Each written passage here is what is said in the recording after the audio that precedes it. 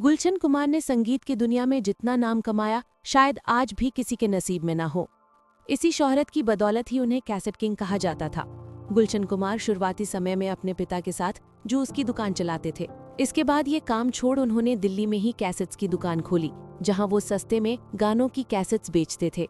Cassette king Gulshan Kumar अगर जिंदा होते तो अपना जन्मदिन मना रहे होते, लेकिन कुछ लोगों को उनकी सफलता रास नहीं आई और मंदिर के सामने उन पर 16 गोलियां चलाकर उन्हें मौत के घाट उतार दिया गया। गुलशन कुमार की सफलता की कहानी किसी फिल्मी कहानी से कम नहीं है।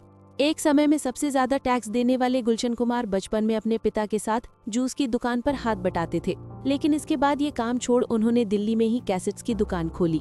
यहीं से गुलशन का बिजनेस में इंटरेस्ट हो गया और इस कमाई से उन्होंने कई अच्छे काम किए। गुलशन कुमार ने अपने धन का एक हिस्सा समाज सेवा के लिए दान करके एक मिसाल कायम की। उन्होंने वैष्णो देवी में एक भंडारे की स्थापना की, जो आज भी तीर्थयात्रियों के लिए निशुल्क भोजन उपलब्ध कराता है। 80 के दशक में कैसेट किंग गुलशन कुमार ने टी सीरीज नाम की एक म्यूजिक कंपनी की नींव रखी, जो आगे चलकर देश की सबसे बड़ी म्यूजिक कंपनी बनी। इसके पीछे गुलशन कुमार की ही मेहनत थी। कहा जाता है उस दौर में जब एक कैसेट 25 से 30 रुपए में बिकता था, तब गुलशन कुमार अपने कैसेट को 15 से 17 रुपए में बेचते थे। गुलशन कुमार पूरी शिद्दत से म्यूजिक इंडस्ट्री के किंग बनना चाहते थे और किस्मत उनकी मदद कर रही थी। महज 10 साल में ही गुलशन कुमार ने टी सीरीज के बिजनेस को 350 मिलियन तक पहुंचाया था। उन्होंने कई सदाबहार गायकों जैसे सोनू निगम, अनुराधा पौंडवाल और कुमार सानू को लॉन्च किया।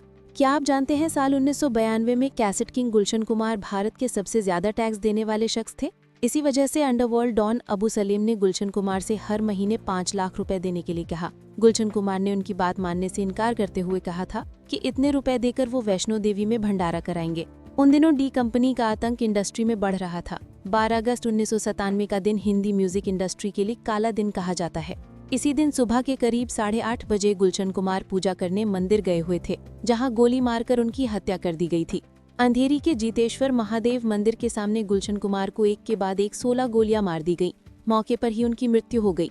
इंडिया टुडे की एक स्टोरी के मुताबिक उस दिन 42 साल के गुलशन कुमार हाथ में पूजा की सामग्री लिए माला जपते हुए मंदिर की ओर से आ रहे थे। मंदिर गुलशन कुमार के घर से करीब 1 किलोमीटर से भी कम की दूरी पर था। गुलशन कुमार मंदिर में पूजा करके बाहर निकल रहे थे, तभी उन्हें अपनी पीठ पर बंदूक की नाल महसूस हुई। उन्होंने सामने एक शख्स को हाथ में बंदूक लिए देखा। जैसे ही गुलशन कुमार कुछ कह पाते, बंदूक से उन पर 16 बार फायरिंग कर दी गई। उनकी गर्दन और पीठ में 16 गोलियां लगी थीं। गुलशन कुमार के ड्राइवर अपने मालिक को बचाने के लिए हथियारों पर कलश फेंकते रहे, लेकिन हत्यारे नहीं रुके। उन्होंने ड्राइवर के पैर पर भी गोली चलाई, जिससे वो वहीं जख्मी हो गया। देखते ही देखते उनकी जान चली गई। उस वक्त गुलशन कुमार की मौत ने पूरे देश को हिला दिया था।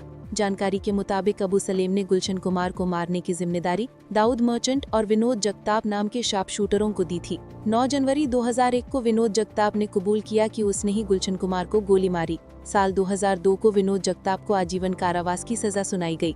विनोद जगताप अभी भी जेल में ही है, लेकिन दाऊद मर्चेंट 2009 में पैरोल पर रिहाई के दौरान फरार हो गया और बांग्लादेश भाग गया था। दोस्तों, आपको हमारी वीडियो कैसी लगी कमेंट करके बताएं।